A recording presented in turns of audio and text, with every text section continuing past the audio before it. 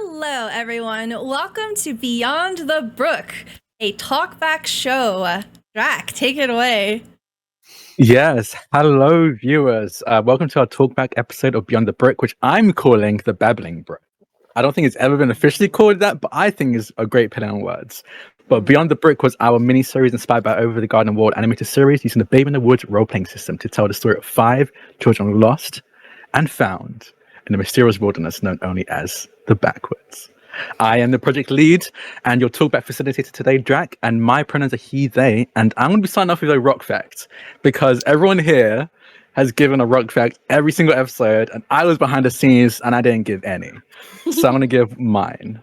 My rock fact is that in secondary school, so many years ago now, or I suppose high school would be the equivalent for our American viewers, there was a thing that the lads, the boys used to do before and after school called scrambling. And what it essentially was a battle royale for money. Someone would toss a coin on the ground, usually like 50p or £1 coin. Sometimes if someone's really like one of those rich kids, they might drop a £2 coin in there. And we just fight for it. The swing, kick, punch, and whoever grabs the money off the ground first won.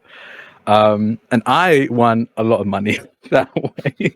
What a normal thing to do, Drac. That's super normal. Okay. See, Fight Club, Thomas. Okay. And like at least I got paid for it. A month ago, Drac messaged me and was like, "Hey, you did this at school too, right?" As another British person, I was like, "It was a British thing, right?" No, my friend. Apparently, it wasn't. No. Apparently it wasn't. Yeah, so I won a lot of money from scrambles, and I bought a lot of chocolate bars with my winnings. Yeah. So if we ended up going to the same school the same time, you probably would have spent your money on Pokemon cards or gel pens that I sold. That was what I did. I also used to do that. I would buy like 6-pack of drinks and then sell them individually to people. So smart. I got in trouble for that, so that yeah, I think I also got in trouble for that. I got in trouble for that as well. But yeah, I have plenty more rock facts to sprinkle in throughout the day because I am very behind on rock facts. But enough about me. As you can see, I'm surrounded by our incredible wolf pack. So one more time, shall we say hello, wolf pack? Oh! Sorry, I was early on that. I was very excited. First, I just want to quickly say that Maddie will hopefully be joining us. Maddie has some tech difficulties, but they'll be hopping in whenever they're able to. So any questions I'm directed at them, please do still post them in chat, and we're going to give it to them when they show up. And we have some questions prepared that we're going to also give it to them to answer as well when they do join us. But for now, I'm going to start with Stella. Please tell us who you are, who you used to play, I suppose, and where we can find it. Oh, I'm sad already. Hi, I'm Stella Luna on Twitch, Stella Luna TV on all other social media. I'm a TTRPG producer, performer. I used to play Penny. And yeah, I love Penny. I'm gonna miss her. I'm so glad that we have a chance to talk about all of this before I put Penny in the drawer. I actually thought about wearing my Penny wig, but it made me too sad. So I chose a different color. And I'm gonna popcorn it over to... Wait, rock fact. Rock fact. Oh, shit, you're right. Yeah, rock fact. I had a rock fact prepared and I forgot it already.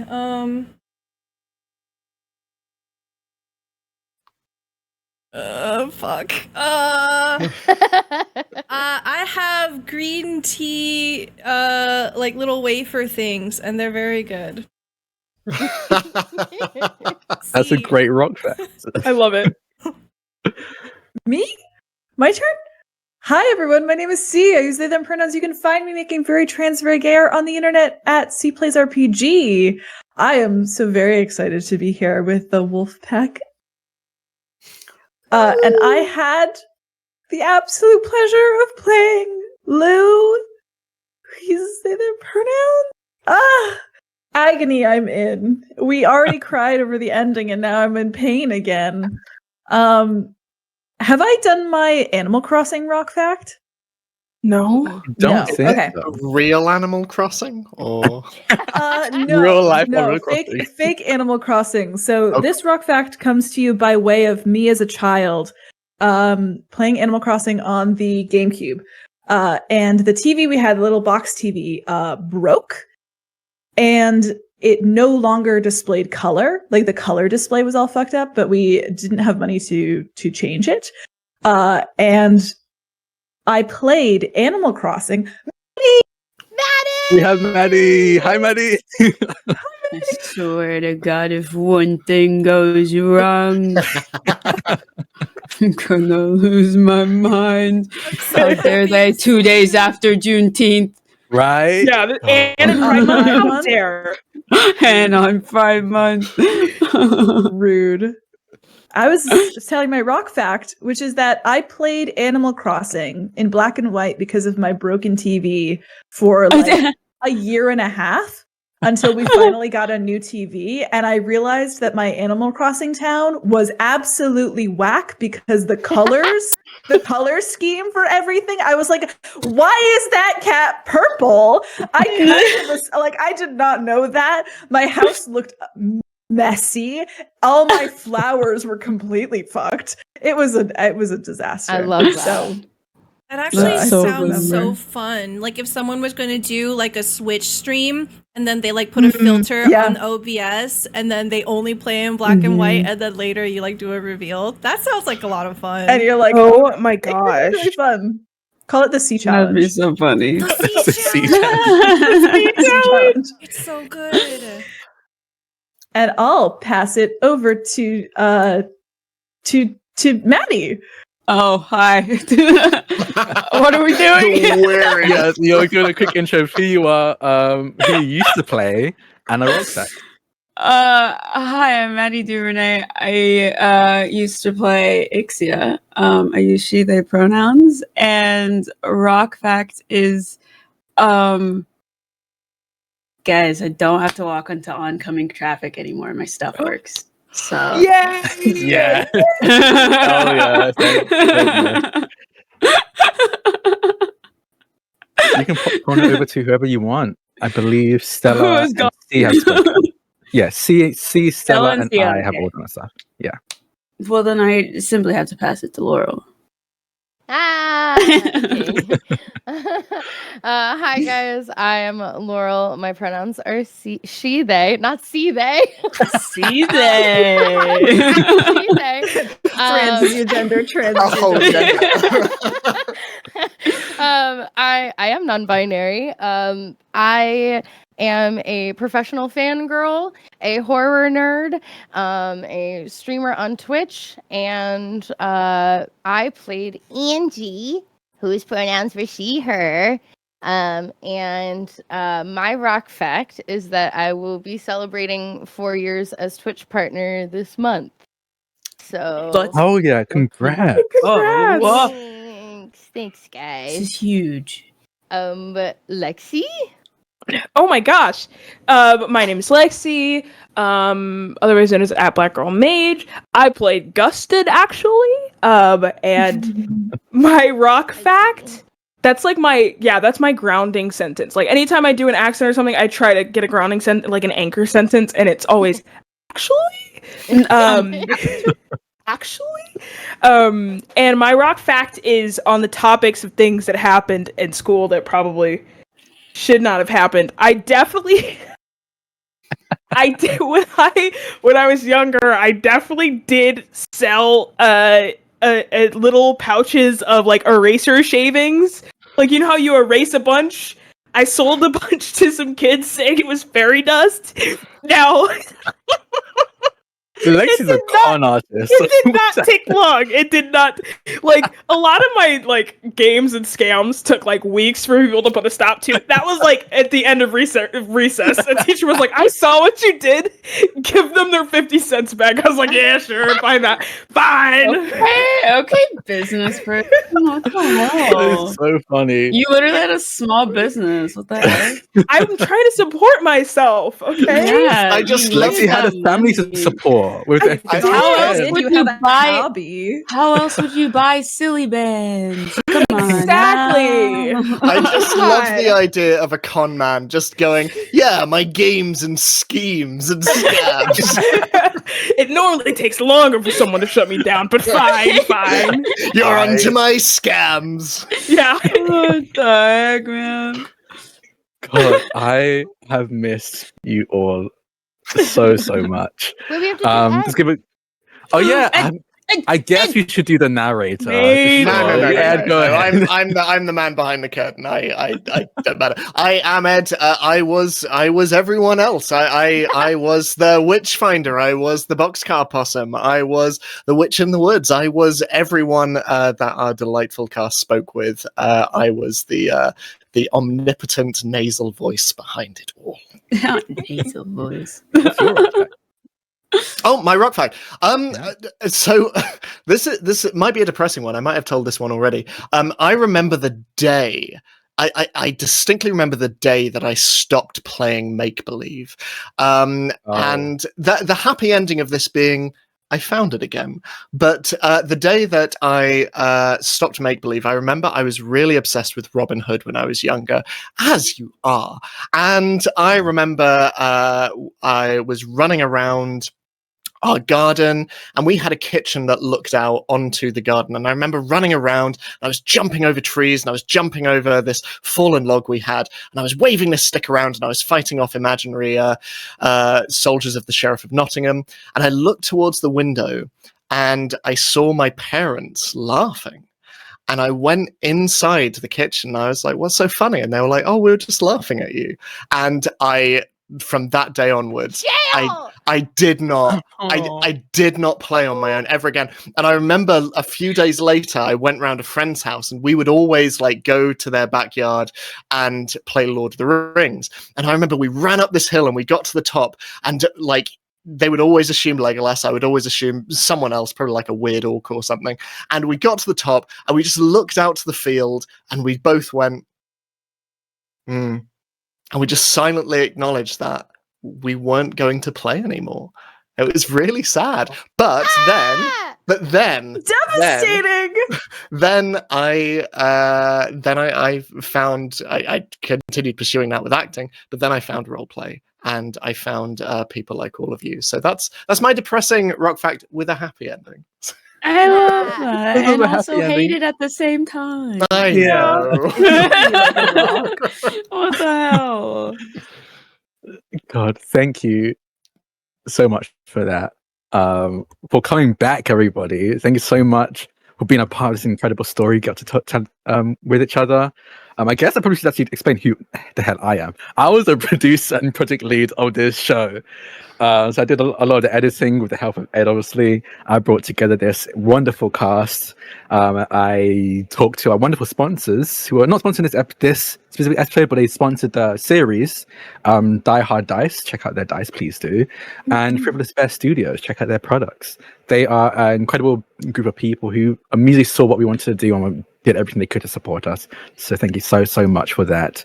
But today I'll be the facilitator, and I'll be asking. Yeah, everyone's got their dice. Yeah, I think everyone's got their dice now. Mine's in I a think I've circle critted on it at somewhere. least 3 times. Just imagine it in my hands. Just imagine Imagine it. it. Yeah. Oh no, it looked like we lost Ed. Oh no. No! I am here. I'm not entirely sure, but continue. Okay, cool. I'll continue. So we have a set some questions set already. I'm going to be asking everyone here, so we can get a bit more insight on what I went into the show as players, as the GM, and if anyone has any questions, I have some here as well as the producer. But if anyone in chat wants to ask some questions, please do. I'll be looking in chat to see if there's any questions anyone asked. To make it easy for me to find, just put the word question before your question, and I can keep an eye out for that, and I'll pick those questions out and ask the cast them. But I want to start off with a little bit of info and a question to everyone here. With the productions I usually head, I try to do a session 0 for obviously safety tools and all of that, but we tried to do a session 0.5 essentially, where we get to role play a little bit. And we did that for Beyond the Brook. Did that change or shape the version of the character we ended up seeing? getting the chance to like play off camera, off air, just to get a test run. If anyone has wants to speak first, they can. But okay, Laurel, go ahead. I'll just say in general, when I've done TTRPG, I'm used to playing the comedic relief character. And when we were making these characters in chat, I felt really unsure of what I wanted to do, and everybody wanted to do some sort of fantastical being. And so I chose to be a kid. And I was pretty disappointed about it. I'm not going to lie. I was pretty sad, but I knew that somebody had to do it. But then after our like first like fake session together, I was like, wait, actually this character is going to be so fun to play. I'm so stoked I get to be the kid. And I'm so excited about our dynamic. Like I could already picture it all, you know? So, yeah. It was so good. Yeah. I felt like Angie was the heart of making this feel very over the garden wall. Like, without Angie, I think it would have been a very different story. I agree with that. I do think that's why I felt like I had to be the kid, you know? Someone had to.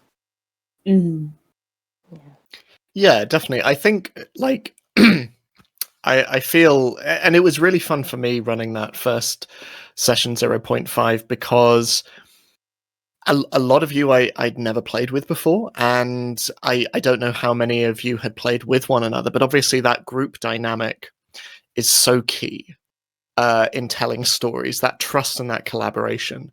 And I can't speak for the rest of you, but I remember finishing that session, and I remember immediately stepping away and feeling like there had been some lightning in a bottle thing that had happened.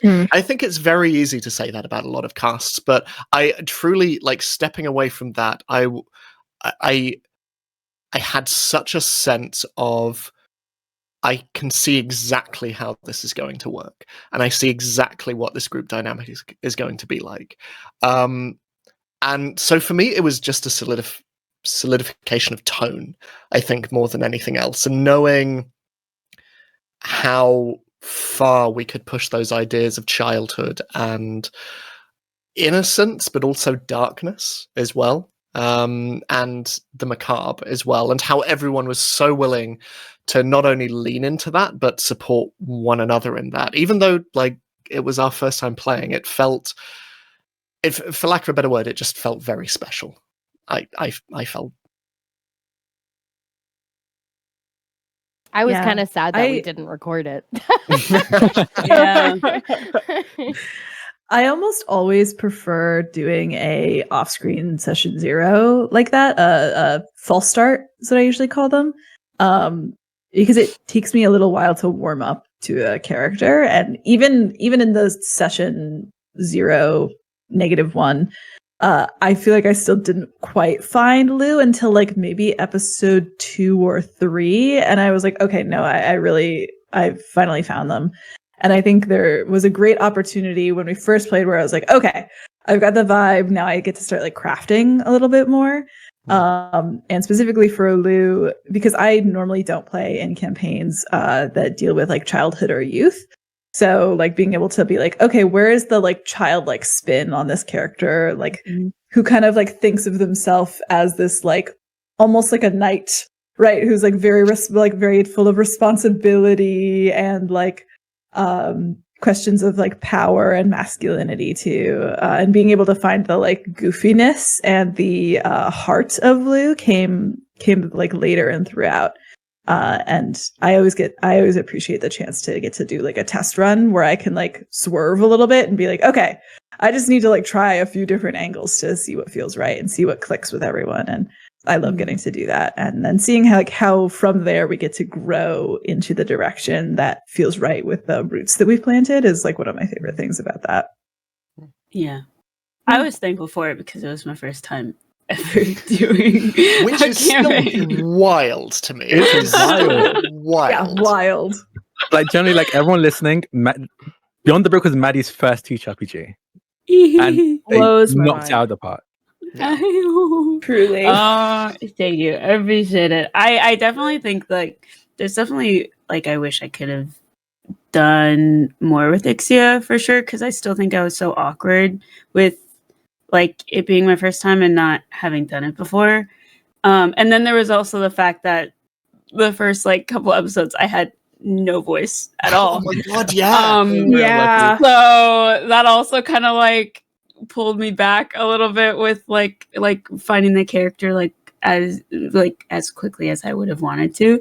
But I definitely think I got into it more as we went along, and it was really fun. I liked it. And here we are, award nominated for your very first I know. actual play. Yeah, right? Wild. You know? Yeah. I don't know if y'all remember, but going into session 0.5, I had a very different character. I completely changed my character's personality after we had that test run.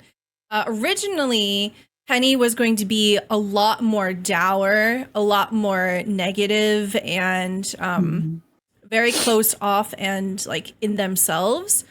They were going to be just a lot more depressing, honestly, just kind of throughout. And it just didn't feel right after having that test run. And I was so thankful to like be able to pivot away from that. And like seeing how we were all working together, I was like, okay, I can still have like that sense of moving at a different pace than other people.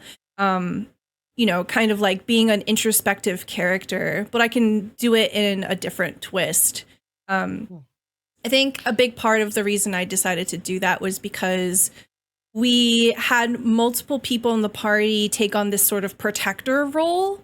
And I thought it might be more interesting narratively if like we diversified a little. So Penny wasn't as like, take care of Angie, you know, hands on, and was kind of like, took a step back and was a lot more transparent. They're made out of honey. Truly, I think that speaks so much to your dexterity as a storyteller. Because I remember we took a break halfway through our 0.5, and I remember you literally like saying to the group, I'm going to change things up for the second half. I think this is what we need as a group. This is what we need as a story. I'm going to try this for the... And there was just such an immediate shift, not only to your character, but also to the group dynamic as well. And I have so many things to say about And all we were of you, giggling more. Yeah. And things a lot funnier too, I think. Yeah. But truly, I think it speaks volumes about your understanding about not only what a group requires, but what a story requires as well. And the fact that it was literally like over the span of a 10-minute break and then straight in there. Incredible. That's why you're all the best. What were you, Lexi? Oh my god. Sorry, my dog was barking. I was trying to see if you guys could hear that. Ignorance, just like old days. So I don't think I got to make it to the original session 0. That's true, yeah. But I do remember like bringing this wild idea. I remember having the wild idea. I love that he came in here to bark in here, as if that's gonna. I do not acknowledge it. Yeah, I think that I had the wild character idea, and I think I was just in Drax Discord, and then I was like, okay, this is gonna sound really weird. Should I send this to Ed? I remember reading it and I was like, I'll be honest, I'm gonna be so honest with you. I read it and I was like, I don't know how this is gonna work, but ask Ed. Like, I don't know. This is wild. I don't know how it's gonna work, but this is Ed's problem. Then very quickly made it Ed's problem, because I think, especially with the over the garden wall thing, I was thinking about like the North Wind and how like the North Wind in general, kind of play. I think my original character ideas, and I don't know if we're talking about this, but I had this like North Wind idea. I also had the idea of the Mrs. What's her name? Oh, she had the bell. She was ringing the bell. And I was thinking, of playing like a construct of the like, I don't know, that like used the bell in some way, shape, or form. Like I was trying to figure out if there's a way for me to be using the bell as I think it was the North Wind, or I can't remember what the original concept was, but I was like, I want to take the bell and I want to use it. And then the other one was like, I want to be the North Wind, because the wind, I was thinking about that one frame, like the most powerful frame in all of Cartoon Network cinema history, after the end of the first episode, where the leaf blows through the air and then gets it stuck in the fence and then it quivers with like such hesitation. I was like, that's such an important frame to me. I need to find something about this to pick and use. So I just remember immediately making that Ed's problem and being like, can I play the wind? What a delightful problem to be given as well. Just like, because you presented it so clearly and it was so easy to go, yeah, no, I know what you're putting down. We can make this work. It was so immediate. Your pitch was so succinct and so vibrant immediately that it was impossible not to just pick it up and run with it. It was good. I feel like immediately getting the conflict of like, what does the wind have conflict against? And I was like, probably itself, honestly. Yeah. God, that is so cool, Lexi. And I was just like, I'm going to play Sad Honey. You played Sad Honey incredibly. You did it so well. You did it so well. Oh my gosh, yeah. I'm trying to scroll back right now and see the original like pitch that I did, because it was something weird. It wasn't exactly the wind. It was like, I want to beat the bell. I want to be. I remember you saying you wanted to be the bell or something like that was like constructed or summoned out of the bell, and I was like, I get where you're coming from. We don't want Cartoon Network on our ass, so we can't do anything that's canon to Over the Garden Wall. But you can talk to Ed about what we can do. Yes, it was so silly. Like, so much of it was just just throw pasta against the wall and see what happens. Oh yeah, I said, of course, I'm so excited. I was either going to be the wind or a spirit controlled by the bell from Over the Garden Wall. Right. And then I went with Little Wind Boy. Little Wind Boy. Speaking of Little Wind Boy, and honestly, all of the characters, we have a question from Super Dylan, the wonderful Super Dylan in the chat. Hi, Super Dylan. Hi, Dylan. It's shocking. We never expected this. We're talking about how much you adore, how much you've been excited for this, Dylan, in the green room. So thank you for that. But Dylan's question is, what would you say to your characters if you could meet them? And that goes for you, Ed, and you can choose whatever character NPC you played. What would you say to one of your characters? I kind of want to talk about Bob Dylan with the Boxcar Possum.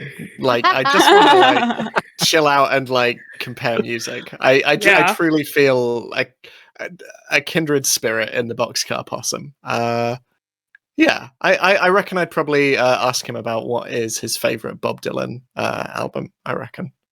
Yeah. It's not a very exciting answer. No, I love that. I love that. I feel like the Boxcar Possum would absolutely love to talk to someone about music, and especially one that they probably didn't have heard of. It's great. Anyone else? I feel very. I said this in like one of my videos on YouTube when I was talking about doing this show with y'all. This healed my inner child, and I didn't want Angie to be me, but at the end of the day, she was me. And so talking to Angie would be talking to my younger self. And I don't want to get emotional already. She has such a light, and she has such importance. And I think that a lot of us, we might have that confidence in ourselves at that age, and then we lose it somewhere along the way. And I kind of just wish that I could shake all of us at that age and be like, don't forget that you have importance, and there is reason for you, and you are a light, and you are important to everybody's story that you are in. That's all. I'm gonna cry. Just that. Just that. That was 2 questions in. Wait, hold on. I just love Angie so much. She really healed so much of me. I needed her. So, anyway. Anyone else? I can almost jump off of that because Lou felt very similar to me, where they're not me necessarily, but they do have a lot of parts of me. And specifically thinking about their like really feral transmasculinity, right? The impulse, the desire, the solidity with which they say like, no, like I'm a wolf. And getting to see them come kind of like full circle on that to like understanding what it means to be a wolf in a real way that only they get to define, and like getting to see them like know and love what it means to be a person and to be in community with others as a wolf too. And there's something there for me about like never losing that impulse to howl, right? Always letting yourself be that true thing that you are, that's always undeniable, and keeping that and holding that and loving that for all its complexity too. For Lou, for me, is like yeah, never stop being a wolf, even if you want to stand up on 2 legs instead of 4. Like never forget who you are, right? It's so incredibly. I told everyone I had watched. I made a little reel before Beyond the Brook, and I rewatched it literally like 10-20 minutes before this, and everyone's performance still brings you to tears. And I still remember the final, I think the last episode, where I won't spoil it, just in case anyone wants to go back and watch it or hasn't watched it. Don't spoil it. In chat who haven't seen it. Yeah. But God, Lou is incredible. Anyone else? Yeah. I think it's very similar. I feel like I definitely put a little bit of myself into Ixia in the way that she definitely has like the urge to protect everybody around them, even if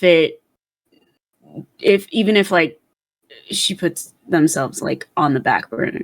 And so like I think part of me would say the same thing that I try to tell myself, which is yes, it is important to take care of the people around you, but it is also just as important to take care of yourself. Real. Yeah. That's a really good one. Yeah. Love and be loved. Yeah. Yeah. So Ed sent us a questionnaire to like help us build our characters at the very beginning. It was like 10 questions, and I cried like a baby filling it out because I realized very quickly what kind of story I wanted with this character. And I would tell Penny like the whole purpose of like the story that Penny was supposed to represent, and it's you are more than what you do and what you make. You are worth more than that. And sorry. And people will love you for just being yourself, not just what you do for them, what you give them. And yeah.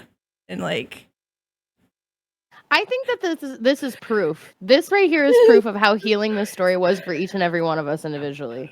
Like this was like we've really said we're gonna do a wholesome, fun story that's like over the garden wall, but actually we're just gonna heal our.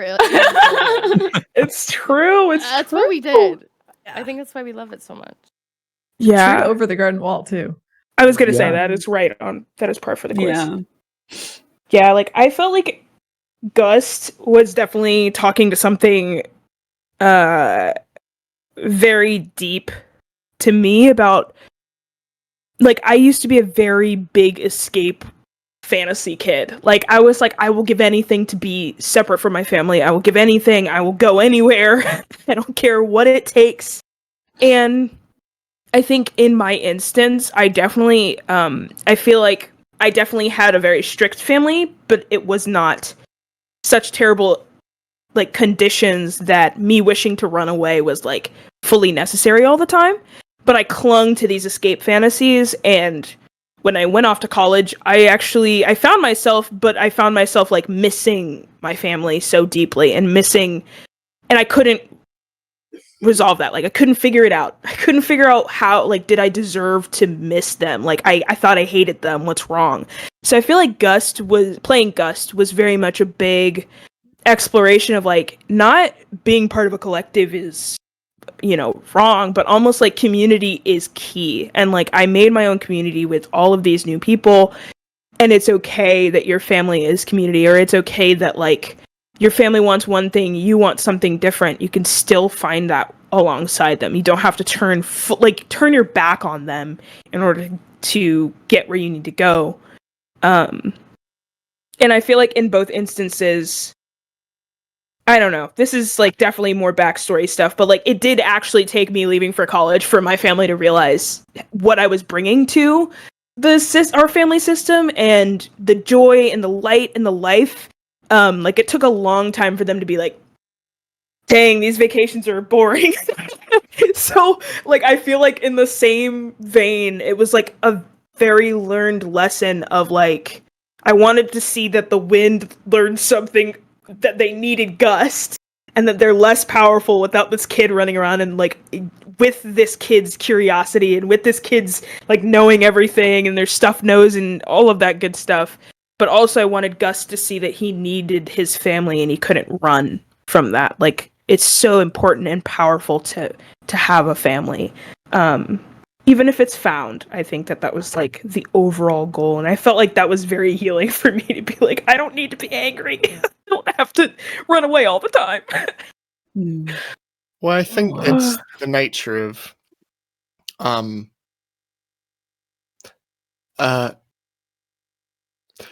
it's the nature of telling stories with children, I think.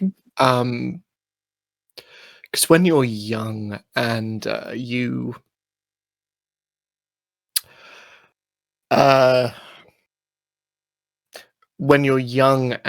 feel as though you have when you feel as though you have no worth, or you feel as though what you bring to the world is frivolous or doesn't mean anything, we don't necessarily have the words to describe what that is when we're young. We don't have words like depression and anxiety, and certainly when Drac brought the story or did the original pitch, I think something that I definitely wanted to explore. I kind of wanted to explore why we role play, what is role playing, and honestly, it feels like an attempt to capture that innocence from childhood, where we tell stories and we play, and we give ourselves license to play, and a lot of the Fiend is the antithesis of that. I think it's the moment where we feel we need to cut that part of ourselves out and lose that joy. I think it could be really hard to find that again, unless you find people who are able to accept you and who are able to play and be silly and to just love you unconditionally and to see you as you are, and to allow yourself to be seen the way that other people see you as well. Yeah, I know as a GM you're kind of like removed from the character aspect of it. You're sort of providing a rib cage for the lungs of a story that the players breathe life into. But watching you all, it was real. It meant so much. It meant so much. So yeah, thank you. Thank all of you. We all told a story that means a lot to us, but also very clearly means a lot to others who are watching. So thank you.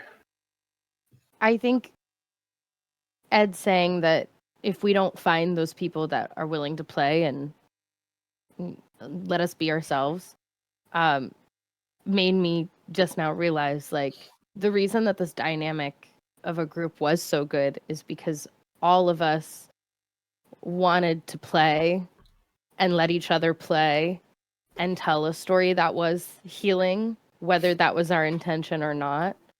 And I do believe that that's why it was so healing for me, because I didn't have friends like y'all when I was a kid. You know, being surrounded by people who get it and get me. And like, I didn't know you guys. When I came into this, Maddie is the only person I knew ahead of time. And it was so queer, and it was so, everybody cared about consent, and it just felt so safe to play. And so it was a safe place for me to heal my inner child. It was a safe place for Angie to be Laurel. It was a safe place. And so I just want to thank you guys for that. Thank you guys. Yeah. Thank you for saying yes. Oh, someone. I don't know. I thought someone was about to say something. I don't know. Okay, cool. I'll move on to another question that we've been asked from one of the people in chat, from Will Producers. Their question is, what's something you guys have learned from these characters that you're bringing to how you play characters in the future?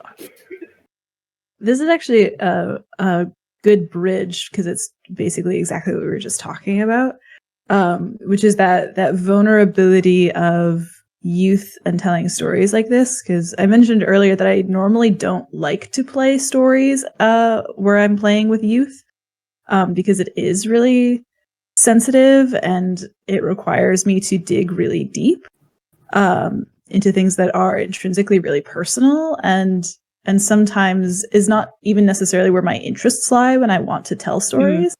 But what I learned from this table, because Drac, you like sent the pitch over, and I was like, well, I'm not gonna play, even if it's like, I was like, even if it's not my favorite genre, or like, but then I like at the end where I'm like, I actually need to maybe be more open to putting myself into that kind of situation, into like genre or style or context of character that's not like the most immediate for me, because it did really give me something really special, like through the act of playing with all of you, that like level of trust and that ability for depth to go really, really deep. And the experience of getting to play with youth, right? And play with what it means to grow in a way that is intrinsically different from my own actual lived experience, where I was like, oh, that healed me a lot more than I thought it would. And having that ability and trust to be like, okay, I think I could, and there's a really deep meaning when I do that too, where I can still find all that like the depth of storytelling quality that I want through a medium that's not my most immediate pull, I suppose. So I have all of you to thank for that as well, of encouraging me to go deeper as a storyteller, into different angles and find really beautiful story blooming in every way. Thank you. Makes you cry. Transing our genders and making us cry. Oh my I god, know. what can't see do? Makes your eyesight grayscale. Yeah, I definitely feel like what C said is very similar to how I feel. I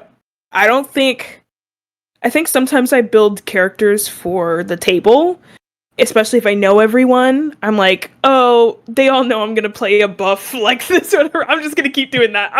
Or I'll do like, I'm doing the opposite since everyone already knows what I'm doing. And this is one of the most unpredictable characters I've probably ever played. And I also feel like it showed a side of me that I've never brought towards tabletop, I guess. And it definitely made me think differently of like what, not just like what's the grand conflict of something like that, because kids, everything is big for kids. Like everything is so much bigger. And I think that that's a lot different than like for an adult, not being like, not hearing from your family for a couple of weeks is like, it's kind of normal, if that makes sense. Like it's not something to scream about, but for this kid thinking about like what is something big that this child would deal with that has connections to love, but familial love and friendly love. What does this look like? I feel like definitely in the future, thinking about that is going to be just because of the catharsis, like the catharsis of like, you can solve these little wounds with experiences that are more so, I guess, I think that that's like more of a social wound than it is like, sometimes we use fantasy to like fight dragons and do all this other kind of stuff. We use those grand things and we get catharsis from that, like after our party downs a Tarask or like whatever.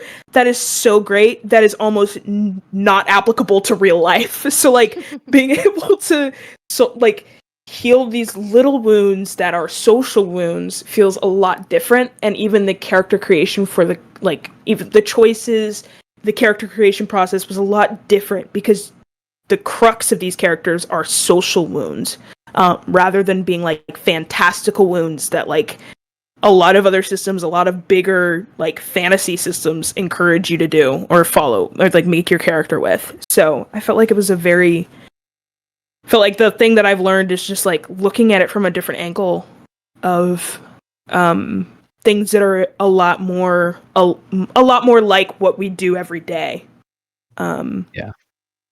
Yeah. That was really beautiful, Lexi. Oh, thank you. I'm like, you tweeted and you said at least one of us is gonna cry. I'm like, you got the whole table. You got the whole table. Oh, I love you Anyone guys. else have anything to add? I'll just say, like I said before, I was a little nervous and bummed to play the straight character, right? Like and it's made me realize that there's value in pretty much any character that you play, and I ended up having a blast regardless. So play the straight man, play it, because you're the one who gets the laughs usually because of the fantastical situations around you. I don't know. I was just proven wrong. I mean, I'm already taking things from what I learned to like both the campaign that I recently did with Stella and then the one that I'm currently in. Like, I think when I look back on it, I don't even think like I really did much or said much in this one. So like, because I was so nervous, but I think I was like secretly just like learning from all of you and seeing how like you guys like did your character and like performed. And so I'm already like feeling far more comfortable like with the characters that I have been doing after this. So yeah, it was nice to be with people that I've been doing this for a long time and are very experienced and very talented. You're very talented. I feel like I actively, especially me being someone removed from being like on camera, I get to like really watch without having to be in the scene. And I 100% saw you very quickly grow as a performer within the first episode, let alone the series. Yeah. Like, you are incredible, and you've just seen more evidence of that in the other campaign you're in. And this is the first time I'm hearing you in another one, so I'm excited to see that one. Yes, you're amazing. thank you. You're doing great. Maddie was also in a musical with me at the same time when we were filming this It's stuff. true. And I got to watch in real time Maddie's confidence grow in like Aw. being a performer and like I mean, they kind of ate. I'll say it. It was a show for children. It was an educational show, yeah. but like, I mean, it was a very cool experience to watch you grow as an actor.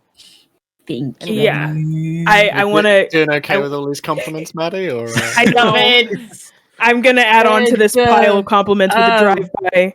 I really do think that the most hard-hitting moments are the times where you are sitting there when you feel like you're doing nothing. Like, I don't know what it is, but it's like there are some times where people describe something I'm doing or describe something someone else is doing, and when you talk to me or anyone else, you're just like, oh, I was just chilling. I don't really know. I don't know what was going through my head. Honestly, I was somewhere, I was clocked out. But like, I think it's very, very easy to like think that maybe, you didn't do anything, but that is like, if you weren't doing something, you would be able to tell. Like, I promise you'd be able to tell your character and your choices that you made. And very strong characterization of Ixia straight out the bat was so groundbreaking and very necessary. Like, there's no part of the story that, like, you can go back and watch, there's no part of the story that would be the same if Ixia wasn't there, or if you decided to backseat drive, which you never did. So... I don't underestimate what you've done here today. Like, don't underestimate your hand in this. I don't know about the rest of you, but for me, like, and everyone, like, each character felt so key to the group's dynamic in so many different ways, but I really felt Ixia very, very quickly felt like the beating heart of the group. There was this gentle, like, warmth and care towards all of the other characters that I truly don't think, just purely from a narrative standpoint, the group will get where they get to without that presence inside. Truly. And I think that entirely comes down to your performance and I think your empathy as a performer, but also just as you, because that's you, I truly. Anyway, I'll stop because you're scrunching your face. So. Anyone else? He's gonna be right back. But anyone else want to add? For me, a reminder of the question, just in case. Playing a character in Beyond the Brook, did you learn anything from it that you bring to other characters you might play in the future? Well, I'll say one other thing. This was the first time. This isn't my first time playing a kid. I've actually played a kid for a majority of like one-shot charity events that I used to do. I had a reoccurring character called BB or Benjamin Bartholomew. Anyway, but I stepped away from that and had been playing adults. Then played Angie. And while playing a kid was really healing, I am so ready to play an adult who can flirt. I miss flirting. So that I learned that I can only go so long without flirting with my friends. That's what I learned. 10 weeks is the limit. That is the limit. I need to riz everyone up, please. Thank you. Right after you finish recording, I feel like it was the finale. I was talking to Stella and we both were like, we need to get everyone back as adults so they can just flirt the hell out with each other. It was just to flirt with each other. God, it's so much fun. I think we spent like 20 minutes before this stream just talking about how much fun it is. And that is just very accurate. Romance your friends and do it often. Anyone else? Stella, did you get to mention anything? I think, okay, so I'm undiagnosed, but as like from the beginning of the pandemic to now, I've the social stuff has changed just, culturally. And I have realized that I'm definitely neurodivergent. And this was the first character that I think where I really didn't worry about masking. Wow. It felt really good. Like a lot of people complimented my playing of the character, and like how Penny thought and stuff. And I was like, honestly, like I wasn't really trying hard. Like I was just, it just kind of came natural. And like, I think that speaks to that. But I'm undiagnosed, so I'm not going to make any like assumptions or anything. I have a lot to say about that, but Yeah. Okay, we can have the conversation somewhere else. Yeah, you could Okay. just. Okay. Is that everyone? Okay. Move on to the next question. Thank you for all the questions, by the way. For anyone who's just joining chat, we're doing a Q&A, essentially a talkback about our series Beyond the Brook. And if you have any questions, please drop it in chat. The wonderful Stella's been checking it, planning it in chat and sending it over to me so I can see. But to make it easier, if you can just say the word question in all caps before the question and then type it out, it'll be a lot easier for us to catch that in the chat. But our next question is from the wonderful Super Dylan again. And this is for Ed. I think this is our first targeted question. This is for Ed. Oh. Ed, can we ask if there were any moments in the story that surprised you or where you saw it changing from what you planned? Oh, constantly. Yeah. I mean, this is when you're playing with a group of storytellers as good as our cast, and they're all playing children for whom logic and very often the laws of physics are no obstacle. No, constantly. I mean, basically it was yeah, like I knew what the end goal was. And also this was quite I found it quite challenging because I very much wanted to keep that fidelity to the tone and structure of Over the Garden Wall, which is essentially Encounter of the Week. And especially when you're wanting to indulge in the roleplay as much as possible, keeping that succinct into an hour and a half or an hour and 45 can be really hard because you kind of have to kill your darlings constantly. And so one of the things that I found was my only real prep for each session was to present a problem and to kind of allow however that was going to be solved would be down to the cast and the characters. And so consistently, I had no idea really how each episode was going to end, which was incredibly exciting and really freeing as well. I think this is the first time that I've run something that's so explicitly silly. And that was, and it was so nice to play in that space while also keeping an emotional authenticity.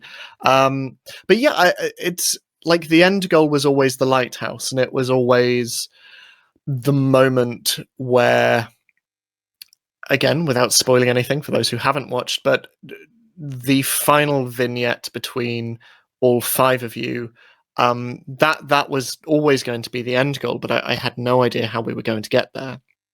And I think this is the thing which it's why I struggle a lot with railroading, and I just can't do it because whatever your players come up with as a GM is going to be better than what you have planned. That's just the fact of the matter, because they know their characters better than you ever will, because a lot of the time it's so taken from them.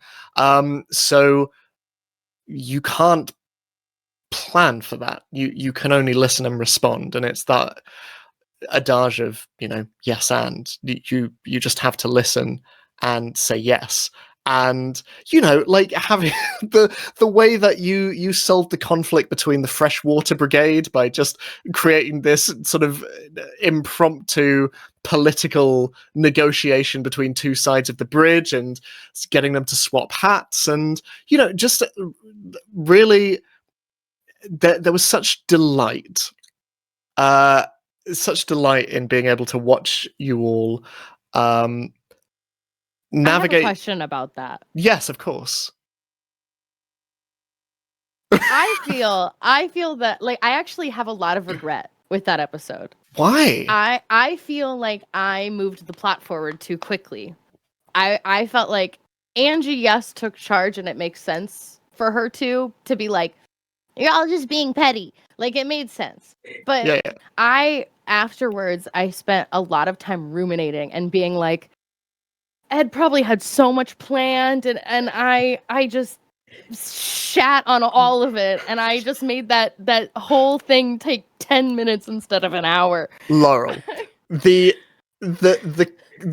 inherent comedy of setting up something that is so steeped in like conflict, and for a tiny child to walk in with little like Flintstone steps and solve it in 10 minutes, while on the bank of the river you have Lou and Penny just tennis balling back and forth, while Maddie's there kind of like Azixia going, yeah, go, and like Gus off to one side, like playing the marimba, like the inherent comedy of all of that, like Thank God. No, genuinely, because, and I think that's the beauty of the way, because you solved each problem as children, because especially when you're dealing with adult conflicts, frequently they're petty and they're ridiculous because we just don't say what we're thinking, and I think the way in which, like, the second episode in the circus and Ixia's like beautiful like dealing with all of the animals and like the really empathetic reaching out to the circus master, and your moment on the bridge and also like I mentioned the boxcar possum earlier. The boxcar possum wasn't meant to be a thing, and then and then Gus, like, I remember Lexi, you going, I've abandoned my friends and I've gone back to go hang out with the boxcar possum. And it was such an unexpected moment that revealed so much about your character. And it was beautiful. And there's nothing that could have been planned for. And same with Lou. And like, one of my favorite things to do as a GM is to just say, describe what happens, because frankly I don't have the vocab that all of you do to describe with the beauty and the emotion. Like the moment, like, see your description of like Lou like coming into their own in the final episode was I just got goosebumps. breathtaking. And you like I remember in the flashback episode, Stella, when and there's so much trust I have for all of you, but the moment, Stella, where you just described Penny and Penny's transformation was like, my heart was consistently in my throat at all times. And I don't know, I know, Dylan, this isn't really answering your question at all, but honestly, like, beyond having the very end goal in mind, constantly I was just like going, yep, okay, lead the way, and just following this chaotic quintet through the woods, and it was a delight. I got to be the responsible adult, but like a cool uncle. I hope. You're the cool uncle for sure. Yeah. I'm the cool uncle. Hey, we have another question. We're just getting a ton of questions. I haven't even gotten I love through it. any of the one we prepared. Yeah. This is great. I love this. I got a question from Bad House RPG, and this was for me. Drac, what was your process of putting the table together? My process when I put tables together, just in general, I've described it as getting a bunch of dolls together. Be like, they're cool separately, but if I put them like this and then see what happens. I had been wanting to get Maddie and Laura in a game for quite a while, honestly. I can't remember when it was, but I saw Laura had tweeted at some point that they were playing D&D or getting back into it, and I just kind of stored that away in my head.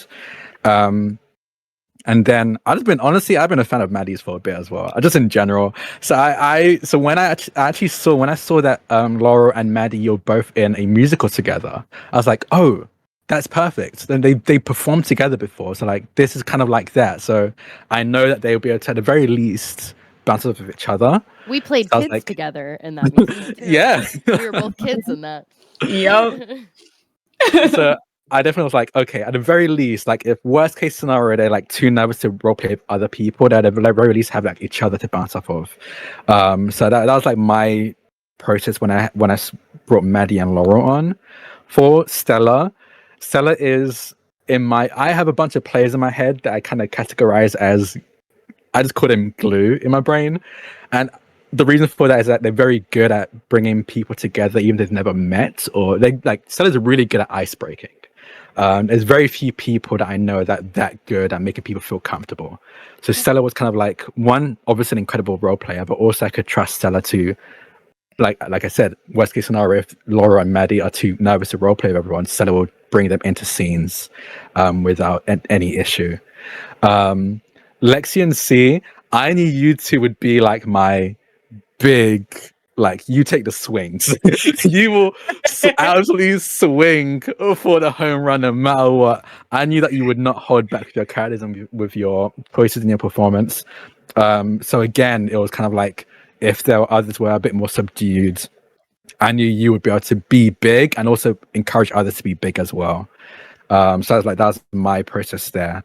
With Ed, I just wanted to see you like GM more stuff. I think back then the only thing I had really seen you GM was what was it? What was that grim dark game that I guess Cantrip Breakers. Cantrip Breakers, that's it. Yeah. Yeah, that was the only like real experience I'd seen, like experienced of your role playing, and you hit those tones so well.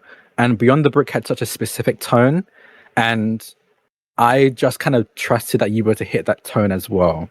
And I was actually talking to Dylan about this. I've like produced a couple of games where there's like a very direct inspiration and a tone that inspiration has. And a lot of the time, like it is kind of gets there, like you can see the inspiration, but it's like it's not exact. It's not right it's not a bullseye. I think you hit this on the head. Like I think this is more tone perfect than I expected. I thought you were going to be like close enough. This feels like a spiritual sequel to Over the Garden Wall, and it was 100% thanks to you, but also of course the rest of this cast being to buy in to the tone and the setting and the world you created. But yeah, that I guess that's my process. I kind of have everyone in my brain in like under different categories and kind of see how those categories mesh and match. And I think this is definitely like the most perfect match I've been able to do with like with the dolls I see out in the wild that I put together. This is basically your way of going, I just know really cool people, you know. Honestly, yeah, I know really cool people. And I win fights for money.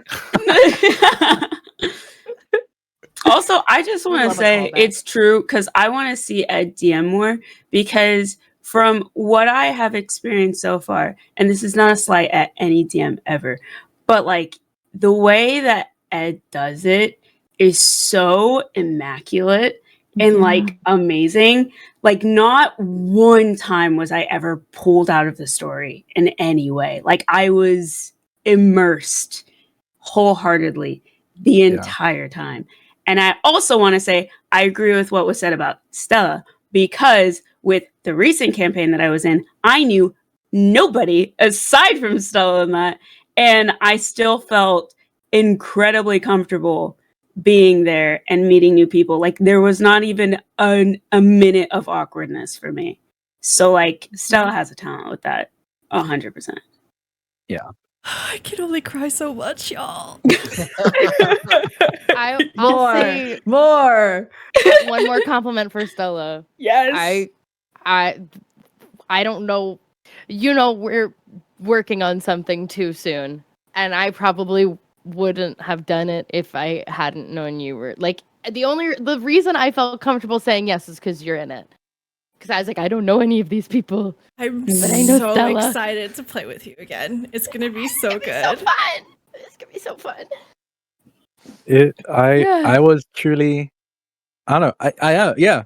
Honestly, what Ed said, I know incredible people, and I was lucky enough to be able to put those incredible people in an incredible game, and they did incredible stuff. I guess that's my process. I will say, like up top, I think another thing I guess I'm fairly good at is I am able to acknowledge when I'm not fit for a role or seat. I'm definitely not going to slight my role play. I think I'm a pretty good role player, but I think even with the idea, even the general pitch that I had when I reached out to Ed, I wasn't a good call for to be on the cast. So I wanted to fully put my energy into making everyone else feel comfortable, taking on the production, taking on the boring behind the scenes of contracts and sponsorship outreach, just to make sure that this can happen and everyone feels comfortable and I guess appreciated for putting this much effort and work into this. But yeah, Drac, I don't know. Drac, thank you so much for all of your hard work. You made Yeah. all of this possible. Yeah. We Yeah. made this beautiful thing together because of you and your tenacity. This was a very, listen, I can say this because I'm a producer full time. This was a very fucking difficult production. Like this took High a long value time. production. Yes. Yeah. And you stuck with it. And I respect the hell out of you for sticking with it, putting your whole heart into it from the moment that you shared the idea and you helped it take shape. And I want to say thank you so much. You've literally changed all of our lives. Truly. Truly. Yeah. Yeah, thank A you for woost for introducing Drac. me to all these people. Truly. too. Yeah, if it wasn't for you, I don't even know like when I would have gotten involved with like It's D&D stuff. So God Yeah. damn it! I thought everyone else. Thank Cry, you. cry, No, cry, except- cry, come cry. on. Cry. Anyway, join us. I will also say, I guess, another interesting fact. So this is my other rock fact. If anyone follows me on Twitter, you know that I tweet ideas out and just let anyone do whatever they want with it. Like, there you go. If you want to do it, do it. So I'd actually had tweeted out like, wouldn't it be cool if you did it over, like, someone did it over the Garden Wall advent like series. And then I honestly didn't plan on doing anything with it. I just was gonna be like, this is a cool idea. People liked it, but I'll be honest, I didn't have the spoons to do anything about it. But then Die Hard Dice, one of our sponsors, actually reached out and was like, we are huge fans of Over the Garden Wall. We would love to do make this happen somehow. Let us know how we can support you. So I honestly, not only did they sponsor us, but they kind of just made this a thing in the first place. So send your thanks to Die Hard Dice, I suppose, as well. They are honestly just as much part of this as we are. And Frivolous Bear, they've been a huge supporter of this and everything we've done. I also want to just, while it's actually on the top of my mind, I want to say a shout out to Rachel Denton. This incredible character art, the background art that this overlays on, all of it was done by Rachel Denton. That's Telenear on Twitter, I believe Blue Sky as well.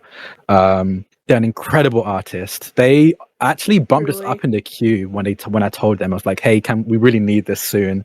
They have a very full backlog of artists. But when they saw what we were doing and how excited we were for it, they were equally excited and bumped us up in the queue and got us our character art, our background art for us so quickly. So shout out to Rachel Denton. He's incredible. Thank you. Yes, thank you. We have another question, and we're gonna be closing out in like maybe 10-15 minutes, so don't keep everyone here but it's too much longer. But another question from Bad House RPG. If all of you could trade places, so characters, if you could trade characters, who would you want to play? And NPCs are included. I'll repeat this when Ed comes back, but NPCs are included in this. I'm sorry, all of you. I'm playing Boxcar Possum, and you will have to fight me for the honor. We will fight. We will have to scramble for this one. I'm sorry, Lexi, but I've got the Fight Club history. I'm so sorry. No, see, I'm just scrappy as hell. We're evenly matched. Wow. Hold I your probably- hand. It's like we're both holding the hand of the Boxcar Possum. It's you and I. Exactly. It's both of us Yeah. stacked on top of each other in a boxcar possum overcoat. Yeah. You can be the frightened face. over little Yeah. of me now, are you? Yeah. I probably would play Lou. I feel like Lou is a very fun, spirited character, and the amount of times that you'd be like, sorry, it's gonna make me laugh. into my mic. Noise. That was my favorite. That was so much fun. And then, that, and then also all of like the tiny little gay moments that Lou has. Like your eyes are blue, and I really like them, and they're kind of like the sky. Anyways, do you have bugs on you? Like that kind of that exactly.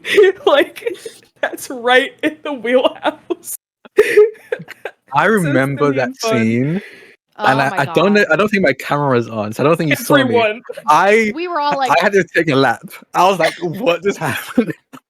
I just remember the chat. All of us going, "The gays are winning." Yes, we're eating good tonight, lads. Do you have bugs so on you? great. Is 100% something Lou would say. Absolutely. Yeah. Lou, gosh. do you have bugs on you? I can use my claws to pick them out very, very, very quickly. You smell like flowers, so you're covered in bees. Maybe I can help you with. Exactly.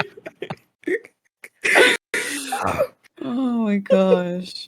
Ed, I just want to quickly check. Ed, did you hear the question? Because I know you have your okay, cool. I did. Sorry, dinner was. Yeah, no, you're good. I was like, You're good. Anyone else? I would. Oh, go ahead. I would have played Gust. I love him so much. I adore that character more than I should, I think. But also just like the ability to come into a scene and be like, I know what we're doing, but clearly you don't know us. Like that is so me coded, and I love them so much. Yeah. Gust. That guy.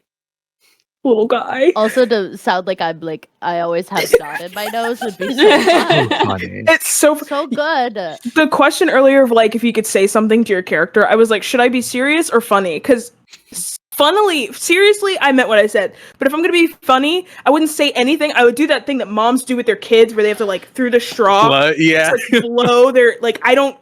There's nothing I can teach you. I can just help you. I can help you just this way. Play your nasal cavities, please. Check for polyps. I would play Ixia.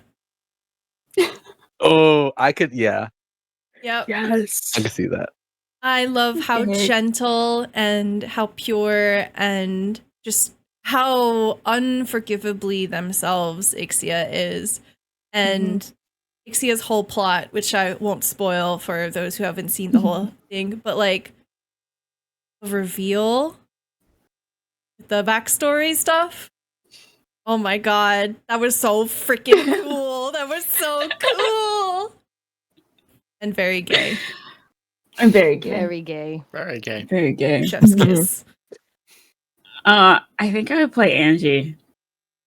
I definitely think I would play Angie. Like I could see that. Like I in general, like if you know me, like if you've been in my streams, if you hang out with me, I'm very much a child. I am not. I'm serious when I need to be serious, but other than that, I'm just a goofy little guy. And so being able to just like play that and kind of let loose would be so fun. And I know I said Boxcar Possum, but I am too. also definitely playing Penny. Yeah. I can see that too. Penny. Yeah. Man, I guess we Literally have to do sticky. another session where we're all each other's characters. Oh no! Yeah. Oh, We have to do a season 2 where everybody splits. Back to the brook. Can you imagine? Could you imagine? Rip the Beyond. Could you imagine how funny it would be if we did like a season 2 and it was like basically the same concept of Jumanji, like the recent Jumanji, where we're all in each other's bodies?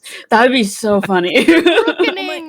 Wait. The Brookening is so funny. To the book, but we're all like teenagers. Like it's very high school code. Yes. Oh, Like all grown up. Rugrats, so Or all like grown up to Rugrats Rugrats. all grown up. Yeah. Yes. Or like college. Jeez. Oh, that. Yeah. Oh gosh. Gus's voice only gets more and more annoying as he gets older. Like he just turns into Thunderburker. Like that's just what his voice becomes. Like, hey, Penny, how's it going? No, wait, that's so good. Wait, that's so good. I picture that so hard now. I want it. It's so real. Puberty would Ed. hit Gust hard. Ed, how about you? You get to choose as well. If you could play one of these player characters, who would you want to play? I can't. There's nothing I can bring to any of them that truly. Okay, I understand. I think I do agree that the people who play the characters are the best people to play the characters. But Yeah. for fun, to relieve you of a little stress, I think I would play the person who transcribes all of the captions. I think that's what I would do. That's so it was worth it. We had someone Honestly. in chat specifically say thank you to you, Drac, for making such high quality captions, that they were very, Absolutely. very good. It truly was my pleasure. I talked about this with Sarah a lot. Me and Sarah talked a lot about what we learned from this production, and honestly, me and Ed talked a lot about what we learned from this production. But it was an honor to do it. I am never doing it again. I'm gonna pay someone to do it for me. I am not going to do that again. Shall we talk through what each week looked like? Yes. Well, please do. Yes. Before we do, we could say I would want to play Penny, because agreeing with the not having to mask, I found that one of my favorite characters to play are the ones where I don't have to mask, and I think I have a lot of fun doing that. But yeah, okay, so before we talk about this was a great show. We loved the show. The best. The workload was horrendous for me and Ed. Absolutely horrendous. And we do not recommend anyone copy our methods ever. So as you know, the wonderful Die Hard Dice, they supported us in this, and one of the ways they supported us was creating dice. And we end up having a lot of schedule conflicts, especially because I think we ended up wanting to record, like, honestly, my bad, at a peak of like con season. So like everyone was very busy, so we couldn't record until way later. And then we also had the deadline of the products that Die Hard Dice was making. And I didn't want to make them push it any further back, because that's going to be, I don't know enough about business to say for sure, but I'm certain that pushing it back another quarter is going to be kind of mess with their business plans. Mm-hmm. So we were like basically kind of in a rush to get this done and edited and out in time to like be coordinated with the product release of our dice, with Die Hard Dice. And so one of us kept getting sick. We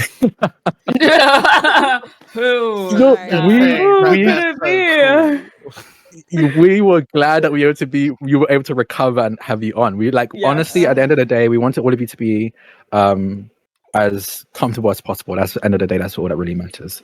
But we did end up having to do like recordings one week, and then editing that same week, and then releasing the episode the week we're done. Yeah. So we had a week turnaround a lot of the times. We had a couple of times where we had to end up taking a break from releasing because we were just that worn out from the editing. So Drac would get all of the vocals in order and then send them over to me. And then while they were then God damn Drac. While they were transcribing painstakingly everything from character words to possum noises in beautiful captions, I would be there creating the soundscape and the ambience and the music for it. I would then send it to Drac, who would then have to mix all of that together, and this would frequently be happening like maybe the day before. And we'd both be like, "You still awake? Yep, I'm still awake. Let's go. Do you have work tomorrow?" Absolutely. It was, and we also had to coordinate with Stella, because Stella would be the one that would be the tech production and like put on their channel. So I would like upload a version with just the vocals and captions, and upload it to the drive and be like, "Hey Stella, here's a version without music and ambience in case we don't get it out in time. Here's what you can put up so we have something to do." And then Ed will send me the audio of like the soundscape. I'll add it to the soundscape, render it, and be like, "Okay, here's Stella, here's the actual finished version. Please use this." I had to coordinate, like, okay, gotta put out the social media post, gotta like make sure that we stream like on these days and communicate to everyone if they're not being streamed, etc. It's basically the equivalent of at uni putting your work in the night before and then getting a really good grade back and going, "I'm never going to do that again." and then you do. Anyway, we're Crit Awards nominated, so I don't know. Literally every single thing that I did last minute, I always made the best grades on. So Right? It's such a bad precedent to set, but it's It really is. wild. Oh, But I will say, I think so. If you notice the captions, there's a change in like episode 2 or 3, where initially I'd put everyone's names before the captions. The auto caption I used and would then edit doesn't do that automatically. So I had to go through every single line and be like, okay, new person's talking. I want to type the word : Edward is saying this. And the captioner, I use the script. The script doesn't like that, because when you add new words, the script is like, new words, I have to find what person said that, and I'm going to assign that word to that sound they made. So it quickly began to unsync when I would do that. And I have to go back and resync the captions manually. And then I was like, I really like that I was able to do this. It's not worth the time. I just can't deal with the time being spent. So then I switched over to the just dashes between new people speaking. I had actually watched Dimension 20 a couple of times, because like I always watch Dimension 20 with captions. And then I was like, and then I realized I kind of just absorb captions without like thinking about it. I was like, okay, let's see what they actually do with these captions. So I noticed the kind of dash between new people talking, and then they would actually caption noises as well, which the script doesn't do. So the amount of times I went in there to be like rabid loo noises or So sorry. and we thank you for your service. or toad croak or or frog noises I had to do manually. That Wow. God. I love you, Ed. That was the coolest thing you did to me. But yeah, it was worth it. I will pay someone to do it for me next time, is what I took away from that. And we're gonna have way more time to do it. Like, I'm never gonna do anything with that short of a turnaround, because it was so much effort, and it drained me and Ed, and honestly I imagine it drained Suller as well, to be honest. Sorry, you can't see me. My camera died because it's like 92 degrees It's over so here. hot, right? Yeah. No. Okay. We'll do one more question, and then we'll end things, because I know I don't want to keep everyone here any I'm longer having than we so need to. much And fun though. I've missed everyone so much. I know. I honestly don't mind now. I'm like, I my don't heart got out could plans change. till 11. I don't got plans till 11 p.m. Let's go. We have a hard out in do have a hard like out. quarter Yeah. of an hour, so we're gonna get. But I want to get one more question in. And this will be one of the questions that we actually do have prepared here. My question is, I want to get one that everyone can answer. This is a very good one. I think it's the one that Sella actually suggested. If someone had a cauldron, very much like the witch had a cauldron, and it required 3 ingredients to summon your character, what would be in that cauldron? Oh, I stole this one off of And- Twitter. You saw it on Twitter? Okay. I don't know who Love it. wrote it. And Ed, you can also answer if you want to get NPCs. Ooh. Oh my god. Any would require a flour, actual flour, like baking flour, and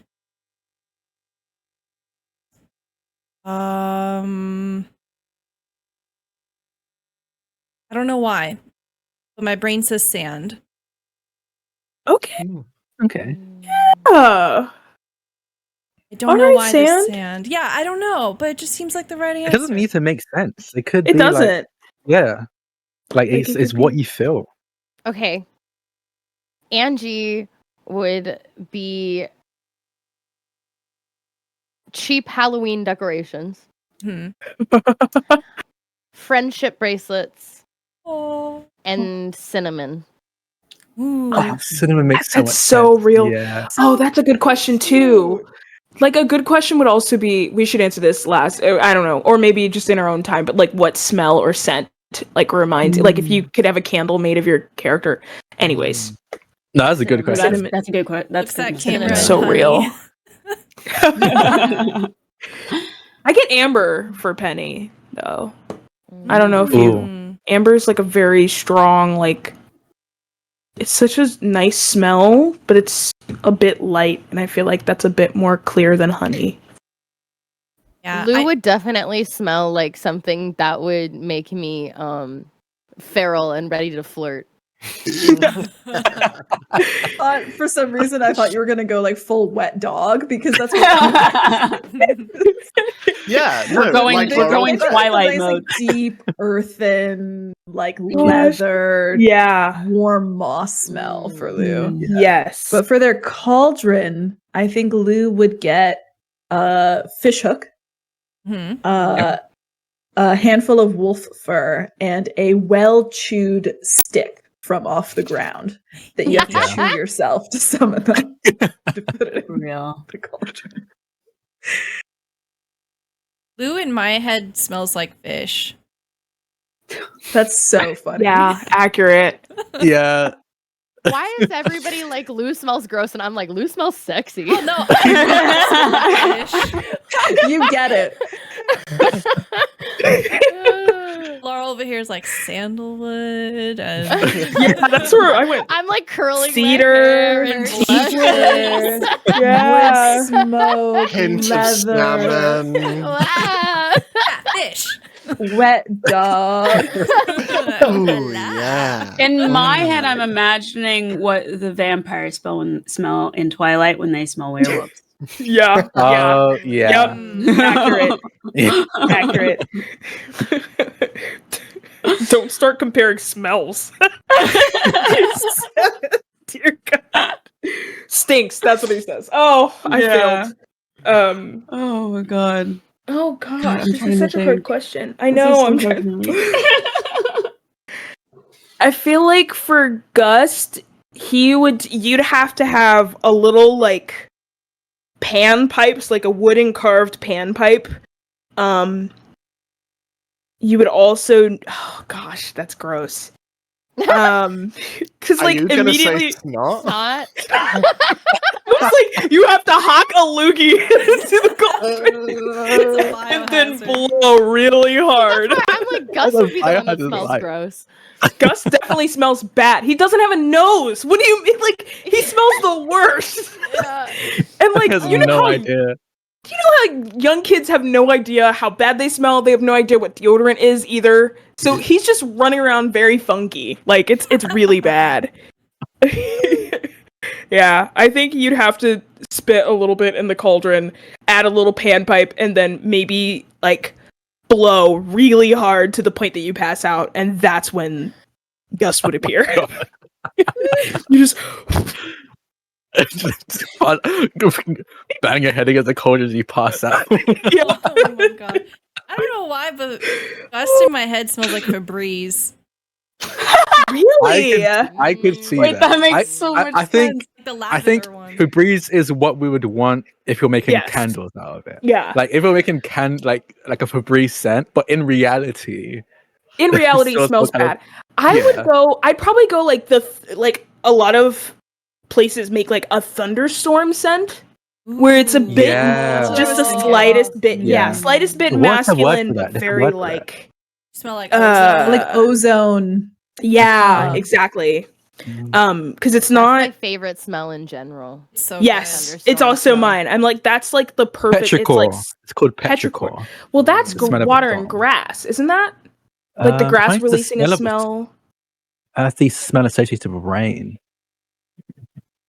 Yes, I very think similar. petrichor is the like deep rain smell, but then there's Yeah. a different smell.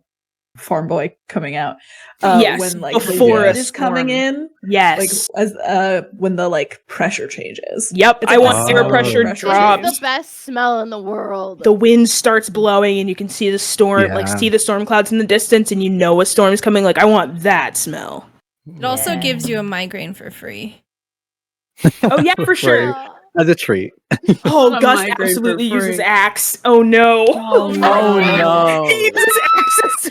But it just like sort of goes straight through them, and they're just little, just Oh no. That's so love it. funny. You know what's funny is because August was Angie's first crush, and that's just so real. That Yeah. makes so sense. real. Yeah. So fucking real. Has no fucking clue. I love it. He just covers himself in Axe body spray. Is this enough? Oh, jeez. Angie would smell like a Halloween candle. Like I just like picture her. She is like the like personification of Halloween for me. Oh my Yeah. god. I agree. What's that one? Yankee Candle, they did a moon pie candle one time, like a choco pie. It was Yeah. so Oh, I good. love choco pie. Ah, that sounds so. I can imagine Angie's candle having like floating cats and like witch hats and pumpkins in it. So as it burns Yeah. down, you get little tiny trinkets. Like I can absolutely see That is that. Angie That's is just me. cute. I love that. Any candle Hey, makers Maddie, out how there? about you, Maddie? Any candle makers?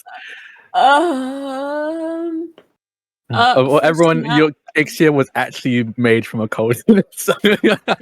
I was actually made from a cauldron. For smell, I think they would smell like wildflowers in a forest, but specifically after it rains. Mm. yeah. Yeah. I love Yeah. And then for cauldron, oh god, this is so hard. I picture your cauldron being sparkly. That's what I was thinking. I mean, I feel like flowers are a must. Yeah. But I also think like your favorite sweet treat. And Oh, then that's so somehow you have to Diet you Pepsi.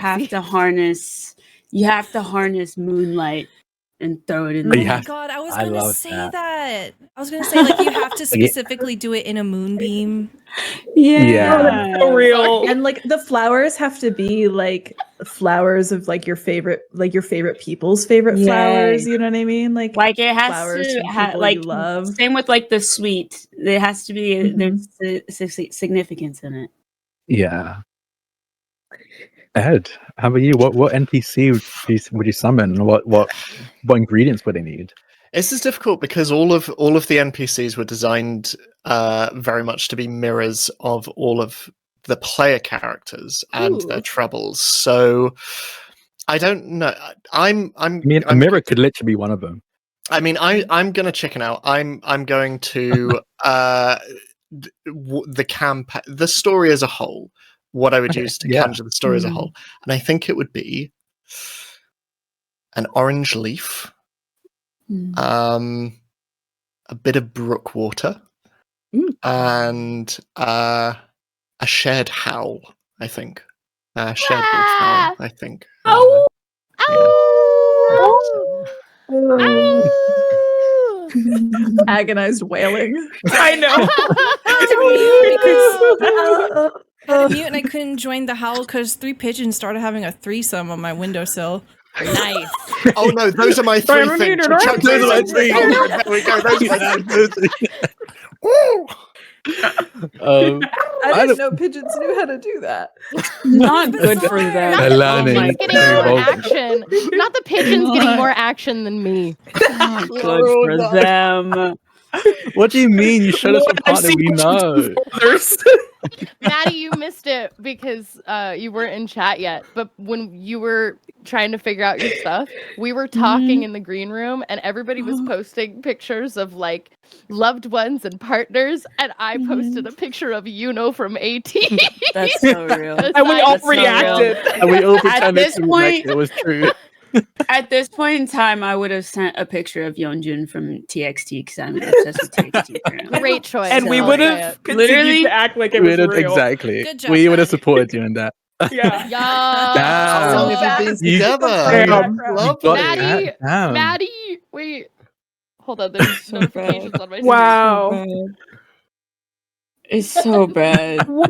Oh my bad. Oh, god. it's my boyfriend, everyone. He's When so did you real. take that? So It looks so bad. nice. Yeah, no, I did it actually recently. set up this photo shoot for him. Really? Oh wow. Does he have Yeah, I pictures? shot Like, him does in he top. use your pictures as his screensaver as well? Yeah.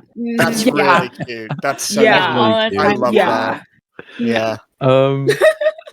I adore all of you Me so too, I'm very serious. much. Thank you all so much for reuniting this. Hopefully not last time, but maybe the last time as cast of the Beyond the Brook. I'm sorry, I had to make everyone cry one more time. Okay. Yeah, truly, So Drac, fucked fuck up. you. Yeah, you know what, Drac? Drac, we gotta take Necessary. you out back, man. We gotta take you out Yeah. back. I'm sorry, man. What are you Hey. doing? Come on. Don't show me the good So time, we can Adam. get to the Don't show me alley good and we time. can beat I'm you gonna up, try to Drac. take you out back, dude. We're Thank putting you, you down, everyone man. in Somebody chat. throw a quarter on the floor so we have an excuse to make it. Gambling. Just start Okay, beating Drac appears. I'll- That's mine.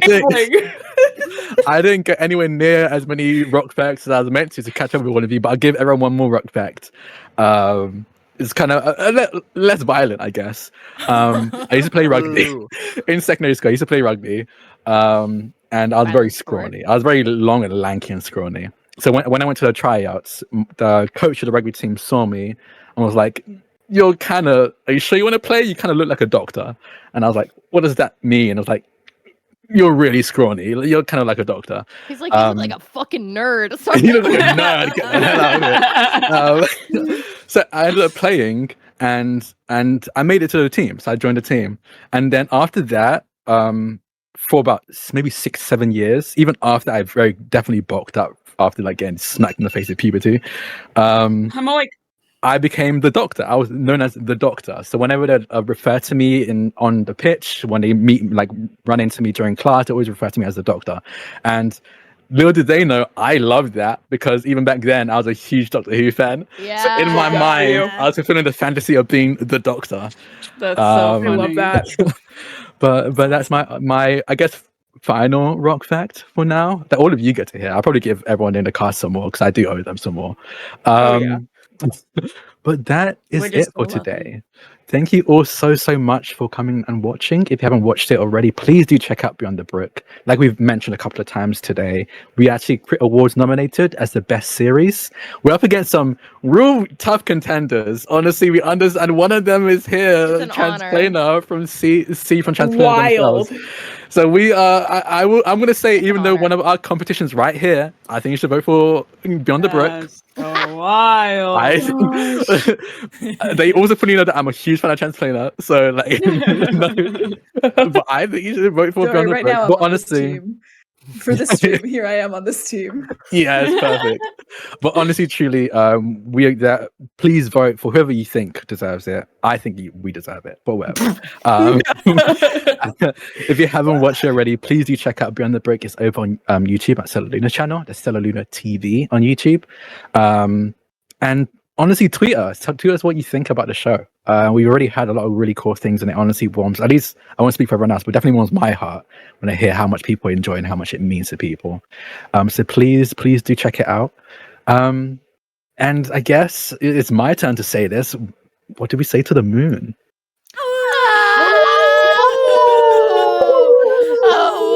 Thank you all so much, and we'll see you in another adventure. Bye-bye.